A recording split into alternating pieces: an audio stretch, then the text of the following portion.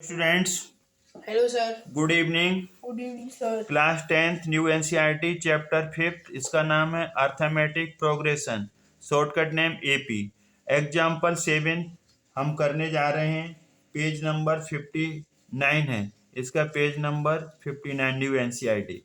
How many two digit numbers, तो how many two digit numbers, तो N यहाँ पर क्वेश्चन मार्क हो गया। Two digit number are divisible by three, three से जो डिविजिबल हो, ये क्वेश्चन मार्क का साइन है। Two digit number, two digit number, तो टू डिजिट नंबर छोटा कौन सा होता है 10, और सबसे बड़ा होता है आपका 99। अब हमारे ये यहाँ पर देखना है कि थ्री से डिवाइड होना चाहिए। टू डिजिट नंबर हो, थ्री से डिवाइड हो। ये टू डिजिट नंबर तो 10 है, लेकिन थ्री से डिवाइड करेंगे, थ्री थ्री जा 9, तो रिमाइंडर 1 बचता है। तो रिमाइंडर 1 बचता है, तो इसका मतलब क्या है कि हम इसमें से 1 माइनस कर दें। तो 10 में से -1 करेंगे तो 9, तो ये 9 डिवाइड तो हो जाएगा उससे, 3 से, लेकिन ये टू डिजिट नंबर नहीं है। तो तुम क्या करो कि डिवाइजर है ना, डिवाइजर, तो डिवाइजर को माइनस कर दो रिमाइंडर से, तो 2 आ गया, 2 इसमें प्लस कर दो। ध्यान से सुनिए इस बात को कि हमने टू डिजिट नंबर 10 लिया, 10 को 3 से डिवाइड किया तो रिमाइंडर 1 बचा, 1 को 10 में से माइनस कर देंगे तो 9, 9 3 से डिविजिबल तो बन जाएगा, लेकिन टू डिजिट नंबर नहीं रहेगा। तो हमें क्या करना है कि जो आपका डिवाइजर है उसमें से रिमाइंडर माइनस कर दो, 3 - 1, तो ये 2 2 10 में ऐड कर दो। तो 10 में जब हम 2 ऐड करेंगे तो बन जाएगा 12। तो पहला जो नंबर आएगा वो आएगा 12। ये पहला जो टू डिजिट नंबर आएगा वो 12 आएगा। अगला 3 ऐड कर दो तो 15, फिर अगला 3 ऐड कर दो 18, dot dot dot dot. Last का जो टर्म होगा 99 होगा, टू डिजिट नंबर होगा, और वो डिविजिबल है, किससे डिविजिबल है, 3 से। तो ये टू डिजिट नंबर, सबसे ग्रेटेस्ट टू डिजिट नंबर 99 होता है, और शर्त क्या है, 3 से डिवाइड होना चाहिए। अभी यहाँ पर एपी बन गई 12, कॉमन डिफरेंस 15 - 12, और वैसे भी हमें पता चल रहा है कि कॉमन डिफरेंस क्या आएगा 3, क्योंकि डिविजिबल बाय 3, तो 3 का टेबल लेंगे तो कॉमन डिफरेंस 3। डिविजिबल बाय 5 होता तो कॉमन डिफरेंस 5 आ जाता, डिविजिबल बाय 7 होता तो कॉमन डिफरेंस 7 आ जाता। तो हाउ मेनी टर्म्स, तो ये जो ए एन है वो ए एन आपका लास्ट टर्म बन गया, nth टर्म 99। अब हमारा फॉर्मूला होता है A N is equal to A plus N minus 1 into D. A N होता है 99, ये फर्स्ट टर्म यहाँ पर 12 है, एन अननोन है, कॉमन डिफरेंस यहाँ पर आपका 3 है, तो 99 और यहाँ पर इज इक्वल टू 12, और यहाँ पर इज इक्वल टू 12 आ जाएगा। अब हम इसे खोलेंगे 3n - 3, तो यहाँ पर आपका 99, 12 में से 3 जाएगा, 12 में से 3 जाएगा आपका 12 में से आप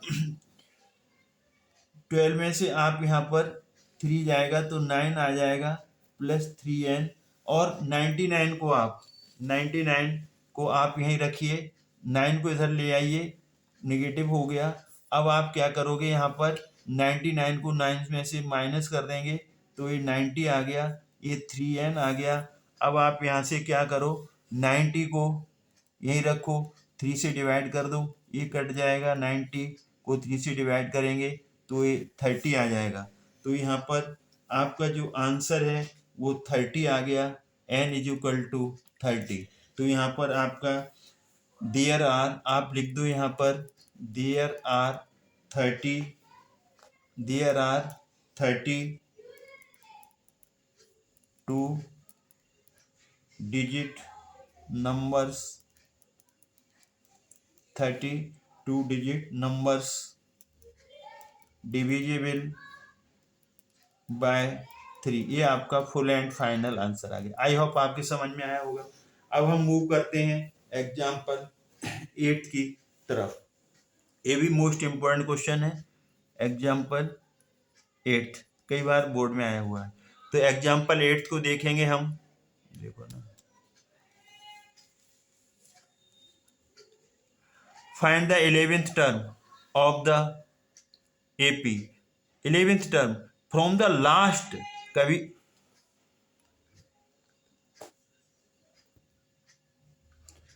example 8, find the 11th term of the last, from the last या एंड लिखा होगा। Term towards the first term की तरफ जाना है। AP क्या है, 10 है, 7 है, 4 है, -62 है लास्ट टर्म।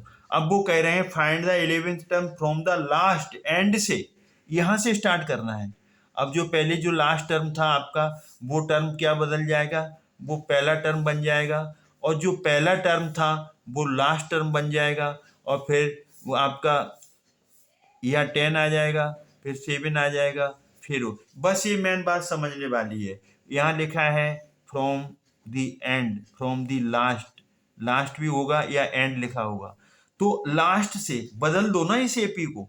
अब इस AP को लास्ट से देखना है तो ये बदलोगे, चेंज करोगे तो -62 इधर आ जाएगा और 10 लास्ट में आ जाएगा। 10 के आगे 7, 7 के आगे 4। तो अब जो फर्स्ट टर्म है वो -62 हो जाएगा, जो लास्ट टर्म था वो फर्स्ट टर्म आ गया -62। कॉमन डिफरेंस क्या आएगा, अगले में से पिछला, तो 10 में से 7 कर दो तो क्या आ जाएगा 3, या 7 में से 4 कर दो तो 3 आ जाएगा। बस ये आपका है। अब हमें निकालना है 11th टर्म, तो 11th टर्म तो आप डायरेक्ट निकाल सकते हो। 11th टर्म A + 10D, एक डी कम हो जाता है, क्योंकि इसका जो फार्मूला होता है वो क्या होता है, AN = A + N - 1 × D। तो यहाँ A11 देखोगे ना, तो N की जगह 11 रखोगे, N की जगह 11 रखोगे, तो ये 11 - 1 AD, तो A + 10D आ जाएगा। तो हम डायरेक्ट लिख देते हैं इसको, डायरेक्ट हम यहाँ पर लिख रहे हैं, एक समझने के लिए है। तो हमने क्या कहा आपसे, हमने कहा कि इसको पलट दो, पलट दिया AP को, -62 फर्स्ट टर्म बन गया, और जो 10 फर्स्ट टर्म था वो लास्ट बन गया, उसके आगे 7, उसके आगे 4। फर्स्ट टर्म -62 और लास्ट टर्म में से जो अगली में से पिछला कम करो, 10 में से 7 करोगे तो कॉमन डिफरेंस 3 आ जाएगा, और 7 में से 4 कम करोगे तो कॉमन डिफरेंस फिर भी 3 आएगा। 11th टर्म N - 1 होता है, कैसे होता है हमने यहाँ समझाया। तो 11th टर्म A + 10D, तो यहाँ पर एक डी कम हो जाता है N - 1 होने से।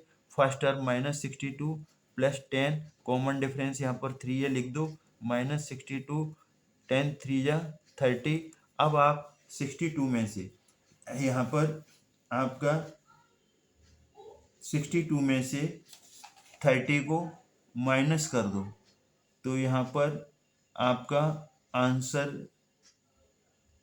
कितना आएगा, यहाँ पर -62 + 30, एक माइनस का एक प्लस का है तो माइनस होगा, तो ये आपका -32। This is your full and final answer. अगर आपको ये क्वेश्चन समझ में आया है, वीडियो वॉच करिए और लाइक करिए, शेयर करिए, सब्सक्राइब करना ना भूलें। Thanks God.